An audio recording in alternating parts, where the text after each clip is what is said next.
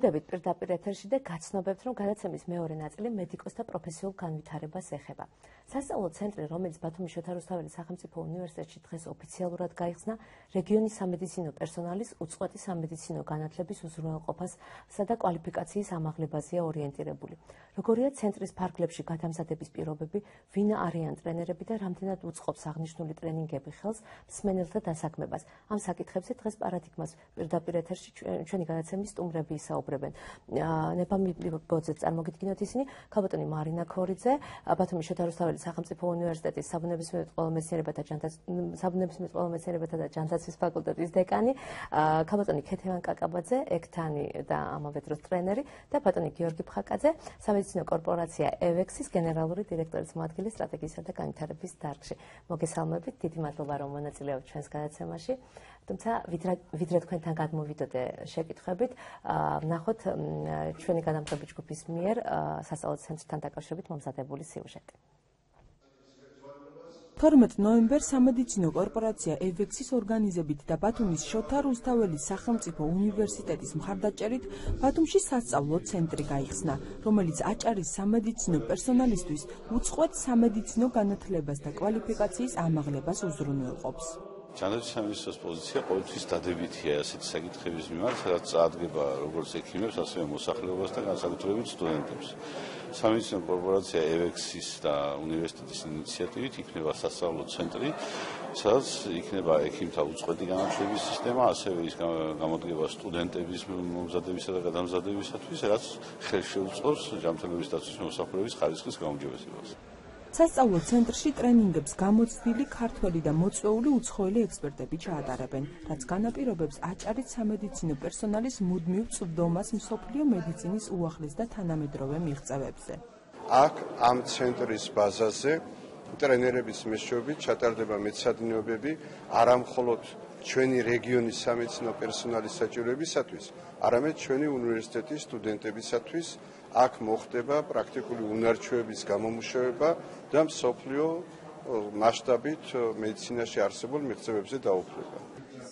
სამედიცინო განათლებისა და მედიკოსთა პროფესიული განვითარების ცენტრის სწავლების თანამედროვე მეთოდებით თეორიული ლექცია სემინარებისა და პრაქტიკული მეცადინეობის გზით უზრუნველყოფს სამედიცინო პერსონალის პრაქტიკულ უნარჩვევებზე დაფუძნებულ სწავლებას. სასწავლო ცენტრის გაახსნა არის ძალიან მნიშვნელოვანი წინგადადგმული ნაბიჯი სწავლის პროცესის, განვითარების პროცესის, ევროპული სტანდარტების მიღწევაში, რათა მსგავსი ცენტრი ნამდვილად არა მარტო სასურველი, აუცილებელი ნაწილი სრულფასოვანი, როგორც საბაზისო სამედიცინო განათლების, ისევე პოსტდიპლომური განათლებისათვის. სასწავლო ცენტრში მიმდინარე პერიოდში განსაკუთრებული ყურადღება ექთნების განათლებას და გადამზადებას ექცევა. სამედიცინო კორპორაცია EVEX-ში დასაქმებული ყველა ექთნისათვის გადამზადების კურსი უფასოა, თუმცა სამომავლოდ ამ არეალის გაფართოებაა დაგეგმილი. ცენტრის არსებობა აუცილებელია, რამე თუ ძალიან მნიშვნელოვანია ჩვენი შეფასებებით სამედიცინო პერსონალმა მიიღოს არა მარტო ფუნდამენტალური ცოდნა, არამედ შეიცვალოს ახალი უნარჩვევები და შეიცვალოს მიდგომები, რათა შესძლოს ისეთ მაღალ ტექნოლოგიურ კლინიკებში მუშაობა, როგორც დღეს საქართველოში არსებობს, განსაკუთრებით ჩვენ კორპორაციაში. სამომავლოდ სასწავლო ცენტრი აპირებს მთლიანად მოიცვას საქართველოს მოდელი, რომელიც პირველად ბათუმის შოთა რუსთაველის სახელობის უნივერსიტეტთან ერთობლივად განხორციელდა მთელი ქვეყნის მასშტაბით განზოგადდეს. თბილისში, ახალციხეში, ზუგდიდში, ქუთაისში უკვე არსებობს.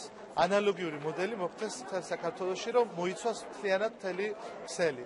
მეორე სამომავლოდ იგეგმება, რომ აჭარის რეგიონში აი ეს თანამშრომლობა და ეს გადამზადების ცენტრი ძალიან გაძლიერდეს, ძალიან გაიზარდოს და რაც შეიძლება მეტი და მეტი კადრი ჩაერთოს და მეტი და მეტი პროგრამა იქნეს განხორციელებული.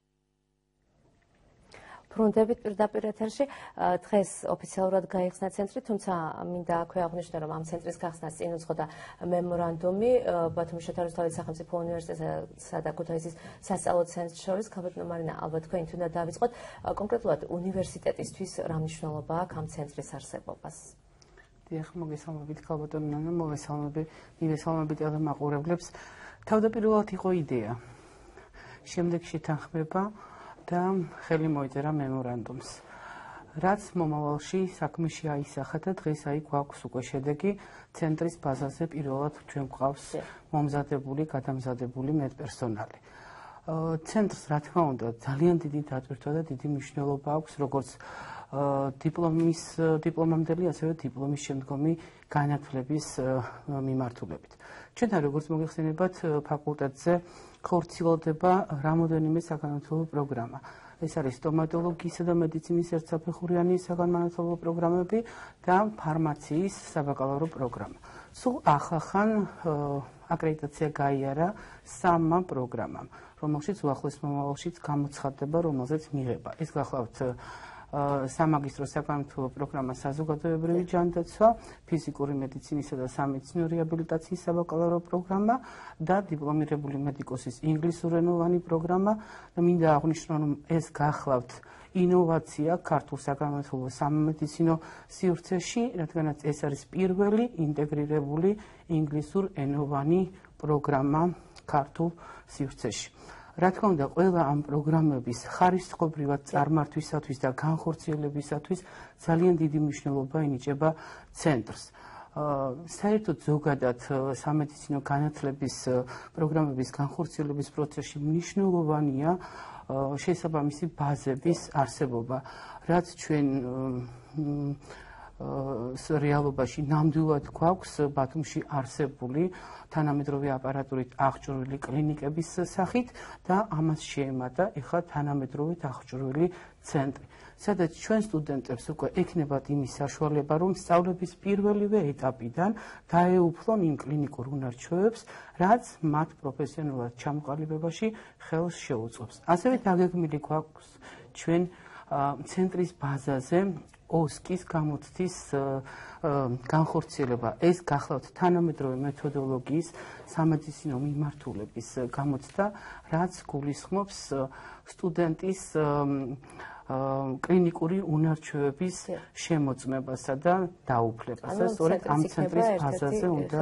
მოხდეს. რა თქმა უნდა, ამ ცენტრის გარეშე შეუძლებელია ოსკის გამოცდის ამოქმედება და ეს დიახ, ბატონო გიორგი, რაც შეეხება დღევანდელ შეხვედრას, კონკრეტულად რა დეტალებზე იყო საუბარი, გარდა იმისა, რაც სიუჟეტში იყო ლაპარაკი?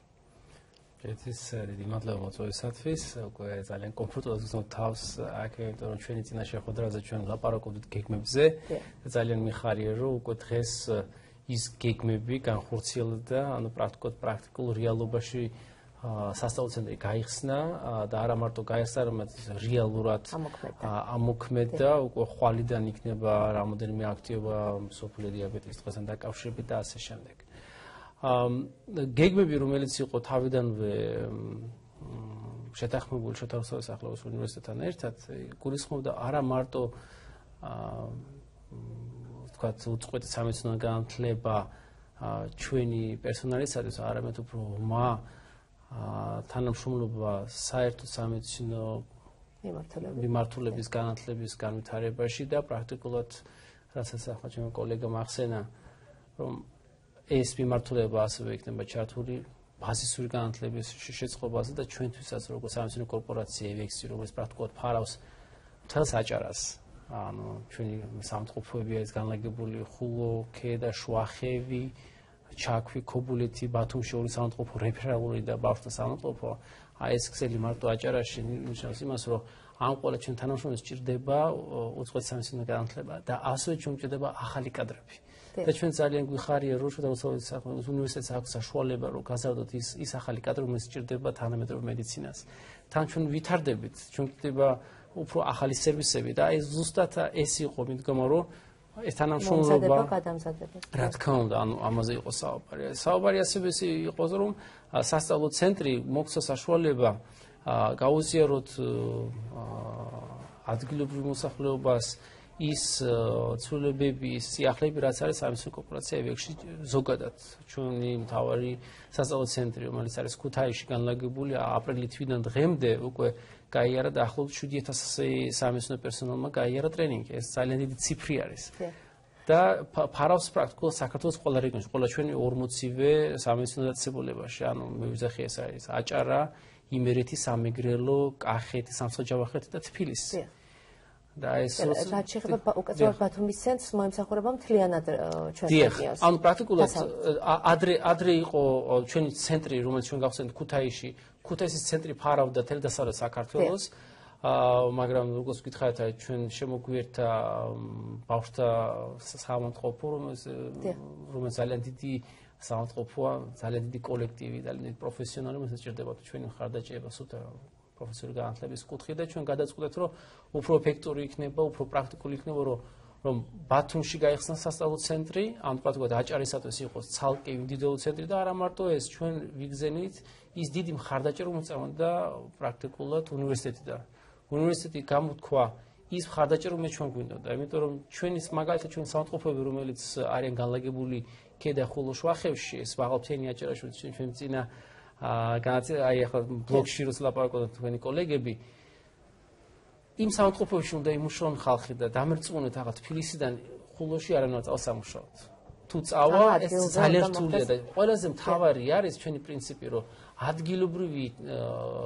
ადგილობრივი კადრები დაკომპლექტება ამ საავადმყოფოების და ზუსტად ეს ცენტრი თანამშრომლობა აჭარაში განლაგებულ სამეცნიერო დაწესებულებებში, ანუ უნივერსიტეტთან ჩვენ გვაქვს საშუალება გავზადოთ ახალი კადრები. რომელიც პრაქტიკულად საავადმყოფოში გვყავდეს ის ხალხი, რომელიც პრაქტიკულად იმუშავებენ ამ საავადმყოფოებში და ეს ძალიან მნიშვნელოვანი არის. რაც შეეხება ანუ თვითონ ამ ეტაპისთვის გადამზადებულთა რაოდენობას და ზოგადად აი როგორი იყო მიდგომა პირველ ეტაპზე ხა რაც რა ფარგლებშიც მოხდა გადამზადება, ეს იყო თვითონ დასაქმებული პერსონალი თუ იყვნენ თავისუფალი მსმენელების და რაც შეეხება მე ალბათ ქალბატონ მარინასთანაც ანუ მათი კურსდამთავრებულების დასაქმების საკითხსაც უნდა შევეხოთ და მათ ჩართულობას ალბათ სამომავლოდ ამ ცენტრის ანუ გადამზადების პროგრამებში. Ну, ახლა მინდა გითხრათ, რომ იქ სიუჟეტის ერთ ნაწილში იყო ჩვენ დავაჯილდოვეთ პარტკო სერტიფიკატები ჩვენი იქნები, რომელიც მიიღეს მონაწილეობა ჩვენ შიდა კორპორაციაში. ეს იყო პირველი ეტაპი. ანუ ეს არის ჩვენთან კორპორაციაში ეს შიდა ტრენინგები არის ჩვენი თანამშრომლებსაც და პრაქტიკულად ექნებისათვის არის ცალკე ტრენინგის პროგრამა და აჭარაში დაახლოებით 500-მდე ადამიანი არის ჩართული, 500-მდე ექთანი არის ჩართული ამ პროცესში. ეს საკმაოდ რთული პროცესი არის, ანუ ამდენი თანამშრომლის ჩართულობა, მომზადება, ტრენინგების ჩატარება, გამოცდები და მინდა თქვა, ერთ-ერთი პოზიტიური მომენტი იყო პრაქტიკულად მთელი საქართველოს მასშტაბით ჩვენ ქსელში შემოვალი საავადმყოფოებიდან, ანუ ექნები, რომელიც გადაიხადეს პირველი ეტაპი, საუკეთესო მაჩვენებელი იყო აჭარაში და ეს იყო ერთ-ერთი მიზანი, ჩვენ ძალიან გაგვიხარდა, რომ ესე დაემთხვა და პრაქტიკულად ის ყველაზე წარჩინებული ექნები მიიღეს სერტიფიკატები და ანუ მოსწრები ყავთ, რომ ძალიან გაუხარდ, იმიტომ რომ ძალიან აი წაწამოს ადამიანი ახლა არის ესეთ პირობებში შორს ცენტრიდან და ის მეცადინეობს და პრაქტიკულად შეგეგონება რომ მაგალითად ზემო აჭარაში შესაძლოა თქვა არ არის ისეთი დონის სპეციალისტები, არ არის ისეთი დონის განათლება, თქვენ წარმოვიდგინეთ რომ აი ეს ჩვენი კოლეგები ზემო აჭარიდან გაგეთ ძალიან იშომეს და დადეს ის შედეგები რომ ძალიან კარგად ჩააბარეს განსაკუთრებით 99 ქულა და ასე შემდეგ. ეს ამიტომ მაჩვენებელი შეიძლება არ ელოთ. ნამდვილად არ ველოდებოდი. ნამდვილად არ ველოდებოდი და ეს იყო ძალიან სასიამოვნო სურპრიზი იყო. ეს ნიშნავს იმას, რომ ძალიან ხალხი მომდომებულია და ეს ჩვენ დამატებით სტიმულს, რომ უფრო დიდი ინვესტიცია ჩავდოთ ადამიანურ რესურსებში, რომ ხელი შეუწყოთ განვითარებას ამ სფეროში. და ეს არის ერთი თემა, რომელიც პრაქტიკულად უკვე მიმდინარეობდა აჭარაში, ეს უკვე ჩვენ დავიწყეთ ამაზე მუშაობა დაახლოებით მარტის თვიდან. ანუ ეს ჩვენ მაინც ვაკეთებთ ცენტრის გარეშე, მაგრამ ეს იმართებოდა ქუთაისიდან და ახლობ პრაქტიკულად 1 დეკემბრიდან ეს მთელი პროცესი უკვე იქნება მართული უკვე უშუალოდ აჭარიდან, აჭარის მოსახლეობას, მაგრამ ასევე ჩვენ დაგეგმილი გვაქვს ჩვენ კორპორაციაში არის გარე კადრებისათვის ტრენინგების ჩატარება. ანუ ჩვენ დავიწყეთ ეს არის ექნების გადამზადების პროგრამა, რომელიც ახლა უკვე დაიწყო დაახლოებით 1 თვენახევრის უკან ქუთაისში. ჩვენ ავიყვანეთ 120 ადამიანი გაიარა ტესტირება, რომელიც მიიღეს უკვე იღებენ მონაწილეობა ჩვენ 6 თვიანი საერთო პროგრამაში. ეს არის ხალხი, ვისაც აქვს საერთო დიპლომი ან არიან საერთო საქმის ბოლო დამთავრებული ბოლო კურსის სტუდენტები, რომელიც პრაქტიკულად აქვს საშუალება, მაგრამ არ არიან ჯერ დასაქმებულები და პრაქტიკულად ესეც არის გარანტია იმის, რომ ვინც ანუ ჩვენ ხო გითხარით ჩვენ გასდა, ჩვენ გვჭირდება დამატებითი ადამიანური რესურსები და ეს მოხდა საშუალებას, რომ პრაქტიკულად შევავსოთ ის ახალი კადრები ამ ტრენინგების მეშვეობით და ეს პროგრამას დაიწყება აჭარაში 1 თებერვლიდან. ანუ ეს ნიშნავს იმას, რომ 1 თებერვლიდან სასწავლო ცენტრის ბაზაზე, რომელიც არის უკვე ქალაქ ბათუმში, აჭარის მოსახლეობას შეეძლებათ ან შეიძლება სამაგროს მოსახლეობას კომფორტული არის რომ ჩამოვიდნენ და ისწავლონ ბათუმში, პატივად იქნებათ 6-წლიანი კურსი, რომელიც მიცემს საშუალებას გარე კადრებს არ არის ჩვენი თანამშრომლები გაიარონ 6-წლიანი კურსი და ვინც დაამთავრებს წარმატებულად და მიიღებს ჩვენ სერტიფიკატს, ისინი გარანტირებულად მიიღებენ სამუშაოს ჩვენს ქსელში. ან დასაქმდებიან. და ახლა გადავიდეთ ალბათ ქალბატონ ქეთევანზე, რომელიც უშუალოდ იყო ტრენინგის მონაწილე და დღეს არის ტრენერი და კონკრეტულად რა ანუ ტრენინგის დეტალებზე ვთქვათ ხანგრძლივობა, მეთოდოლოგია, თეორიისა და პრაქტიკის წილი და ასე შემდეგ და რა იყო საჭირო იმისთვის რომ გავხდარიყავით ტრენერი. პირველი სკოლის მოგესალმებით, მთლიან საქართველოს ყველას დიდი მადლობა ტელევიზიაში მოწვევისათვის, რაც შეეხება ჩვენ საქმეს.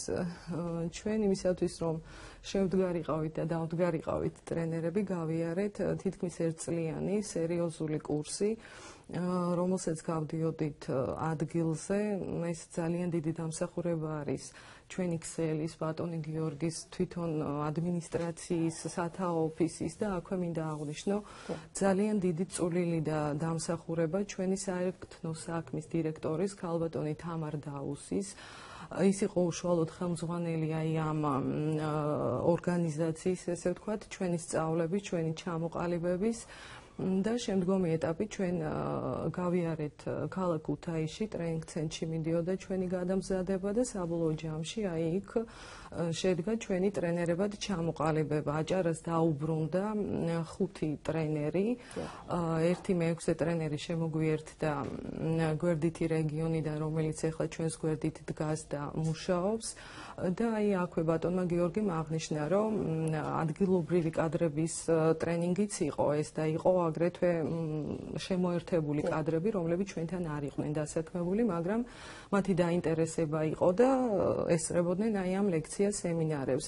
და ზუსტად აი აქედან 2 ტრენერი გახლავთ არა ადგილობრივი ჩვენი თანამშრომელი, არამედ მოწვეული მსმენელი შემოერთებული ჩვენს აუდიტორიაში, რომელმაც გაიარა ძალიან მაღალი ქულებით და დღეს ისინი დასაქმებული არიან და ძალიან სერიოზულად ერთ-ერთი მათგანი ხელმძღვანელობს კარდიოინტენსიურისა და თერაპიის განყოფილებას, გახლავთ მისი უფროსი ექთანი, ქალბატონი ლაურა ცენტერაძე და ვარდო კახიძე. ესენიც ანუ მსმენელები იყვნენ და დღესდღეობით ტრენერებიც არიან და თანამშრომლებიც არიან. რაც შეეხება ჩვენს მეთოდოლოგიას, ანუ ჩვენ გავდიოდით ანატომია ფიზიოლოგიას თეორიულ სწავლებას და აი დღესაც, რასაც ჩვენ გადავცემთ ჩვენს სამედიცინო პერსონალს, ეს გახლავთ თეორიული სწავლება, მაქსიმალურად არის ეს გამდიდრებული კლინიკური პრაქტიკითა და კლინიკური ანალიზებით. და ადგილობრივადაც სტარდება ადგილზე, ანუ კლინიკაში ტრენინგები, ტრენერები გადიან რეგიონებში, სადაც ატარებენ აი ამ ლექცია სემინარებს. მე თამამად შემიძლია ვთქვა და ბატონ გიორგიც დამემოწმება მან აღნიშნა და გავიმეორებ, რომ ძალიან ამაყი ვარ და მოხარული, რომ აჭარა 4 რეგიონიდან არის ერთ-ერთი საუკეთესო და პირველ ადგილზე გავიდა. ძალიან დიდი მაღალი ქულები აქვს უბრალოდ ხულოს, ქედას, შვახებს, ქობულეთს და საერთოდ საექნო საქმისათვის მე ვთვლი, რომ ეს არის ძალიან კარგი მოდული, რასაც ჩვენ ვაკეთებთ.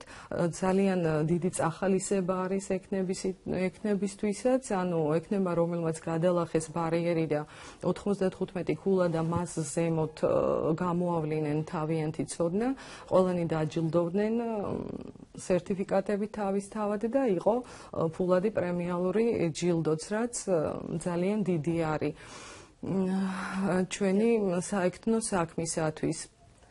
ეხლა თეორიული საქმეც იკითხეთ მგონი, ხო? თეორიული საქმიანობა, ანუ სემინარები შემოიფარგლებოდა იმითი, რომ პრე და პოსტ ტესტებს, ანუ ლექცია სემინარი იწყებოდა, ლექციის წინ ტარდებოდა პრე ტესტები, ამითი მოწმდებოდა საერთო ბაზა და დონე ექთნის, შემდეგ ისინი ისმენდნენ ლექციებს და ლექციის შემდეგ ტარდებოდა პოსტ ტესტი. ანუ ამითი ჩვენ ვავლენდით, რამდენად იყვნენ ისინი მომზადებული ლექციამდე და ლექციის შემდეგ რამდენად ამაღლდა მათი დონე. შესაბამისად ეს ლექციებზე დასწრება, პასუხისმგებლობა, ყველაფერი ეს მოქმედებდა აი ამ მოდულზე. ქალბატონო მარინა, ვინაიდან უნივერსიტეტი გარდა საერთო საქმის ახორციელებს სხვა მიმართულებით პროგრამებსაც, ბუნებრივია ამ სასწავლო ცენტრის, ანუ მხოლოდ ექნებით არ შემოიფარგლება, სხვა რა მოკლევადი ამ პროგრამებზე გაქვთ აქცენტი სამომავლოდ, თუნდაც ამ ცენტრის ფარგლებში. დიახ, რა თქმა უნდა, აქ დაგეგმილია სხვადასხვა მიმართულებით მოკლევადიანი საგანმანათლებლო პროგრამების განხორციელება და ერთ-ერთი პროგრამა უკვე საგანმანათლებლო პროგრამა ჩვენ მზად გვაქვს, რაც უახლოეს მომავალშია, რომელიც ამოქმედება უკვე, ეს გახლავთ ადიქტოლოგიის მოკლევადიანი საგანმანათლებლო პროგრამა, რომელიც მომზადდა საქართველოს სხვადასხვა უნივერსიტეტებთან ერთად ჩეხეთის პრაღის უნივერსიტეტის ჩართულობით.